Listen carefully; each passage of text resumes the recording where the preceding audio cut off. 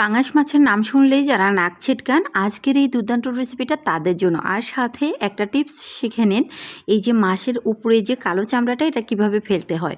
তো শুরুতেই মাছগুলোকে খুব ভালো করে পরিষ্কার করে নিয়েছি। তারপর দেখেন এই যে মাঝখান থেকে না, এই যে প্রথমে একটুখানি কেটে নিলাম, মাছের মাংস কিন্তু একটুও কেটে যায়নি। তো তারপরে এই চামড়াটা আলতো করে টান দিলেই কিন্তু এটাকে এই যে ছিঁড়ে আসে আর কি উপরের চামড়াটা। তারপরে এই অংশটা সাদা দেখে আমি কিন্তু এই অংশটা আর চামড়াটা ফেলে দিব না। এখন আরেকটা মাছের পিস আমি এভাবে চামড়াটা উঠিয়ে দেখিয়ে দিচ্ছি। তো প্রথমেই ঠিক মাঝখান থেকে আমি একটু কেটে নিচ্ছি, জাস্ট আলতোভাবে চামড়াটাই যেন কেটে যায়।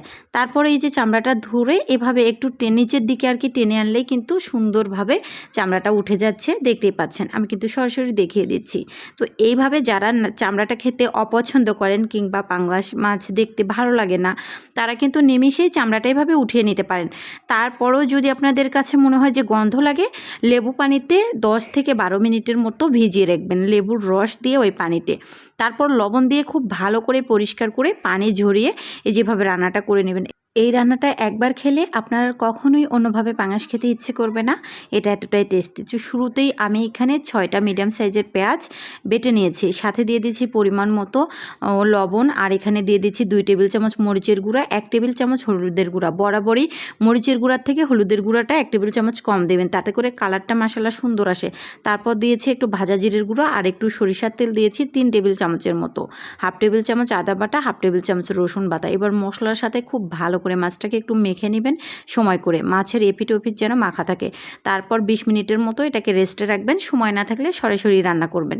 তো তারপর এখানে আবার আমি 1/4 কাপ সরিষার তেল অ্যাড করে দিয়েছি রান্নার জন্য একটা প্যানে। তারপর সাথে দিয়ে দিলাম আবারও বড় সাইজের 2টো পেঁয়াজ কুচি। এবার পেঁয়াজটাকে একদম ব্রাউন কালার করে ভেজে নেবেন, বেরেস্তার মতো করে একদম ভেজে নেবেন। নেওয়া হয়ে গেলে ওই যে ম্যারিনেট করে রাখা মাছটা অ্যাড করে দিচ্ছি। এখন কি করতে হবে, মাছের সাথে খুব ভালো করে নেড়ে চেড়ে মিক্সড করতে হবে। আবার খেয়াল রাখতে হবে যাতে কোনো মশলাই পুড়ে না যায়, পুড়ে গেলে কিন্তু সুন্দর ফ্লেভারটা আসবে না। আর দেখেন মিডিয়াম লো আঁচে রেখে মাছটা এভাবে রান্না করবেন। তো প্রথমে আমি মাছটাকে একটু অপর পাশ করে নিচ্ছি, যেহেতু মশলাটাও কিন্তু খুব ভালো করে কষিয়ে নিতে হবে, শুরুতেই কোনো পানি অ্যাড করা যাবে না। তো 2-4 মিনিটের মতো নেড়ে চেড়ে কষিয়ে তারপর এখানে আমি 1/2 কাপ মতো পানি অ্যাড করে দিলাম।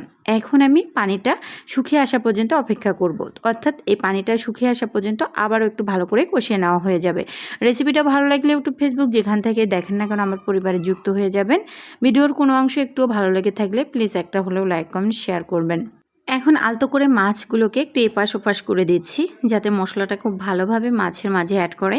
আর যদি না দেন তাহলেও কোনো সমস্যা নেই। তো এখন পানিটা আর একটু শুকিয়ে নেব। দেখতেই পাচ্ছেন মাশাআল্লাহ গ্রেভিটা কত ঘন হয়েছে। আর যারা ভুনা টাইপের খেতে পছন্দ করেন তারা কিন্তু এই পর্যায়েও নামিয়ে ফেলতে পারেন। তো আজকের রান্নাটা হবে একেবারে ঝোল, তারপরেও টেস্ট থাকবে অন্যরকম। তো দেখেন গ্রেভিটা কত সুন্দর হয়েছে মাশাআল্লাহ। এই পর্যায়েও মাছ উঠিয়ে ভাত খেয়ে নেওয়া যাবে, তাতে করেও আলাদা একটা টেস্ট পাওয়া যাবে। তারপর আমি এখানে দিয়ে দিলাম 3 কাপ পরিমাণ পানি। ওই যে বলেছিলাম না ঝোল রান্না করব আজকের মাছটা। তো তারপর পানিটা দেওয়া হয়ে গেলে আমি এখানে নেড়েচেড়ে ঢাকা দিয়ে রান্না করব 5 থেকে 7 মিনিটের মতো। তো 5-6 মিনিট পরে ঢাকনাটা খুলে এই যে একটু ধনিয়া পাতা অ্যাড করে দিচ্ছি। এটা আপনারা চাইলে স্কিপ করতে পারেন, একটু ভাজা জিরের গুঁড়ো কিংবা গরম মশলার গুঁড়োটা অ্যাড করতে পারেন। তো তারপর আমি চুলা থেকে নামিয়ে ফেলেছি, সার্ভ করে দেখিয়ে দিচ্ছি। যদিও বা ভাতের সাথে পরিবেশন করে দেখিয়ে দিতে পারলাম না, অবশ্যই রেসিপিটা একবার হলেও ট্রাই করবেন। এটা বড় মানুষের সাথে সাথে ঘরে যদি বাচ্চা থাকে তাহলে তো আর কোনো কথাই নেই, বাচ্চাদের পাঙাশ মাছটা অনেক পছন্দের হয়, এটা আমি জানি। তো যাই হোক, ভিডিও দেখার জন্য সবাইকে অসংখ্য ধন্যবাদ। ভালো থাকবেন, আল্লাহ হাফিজ।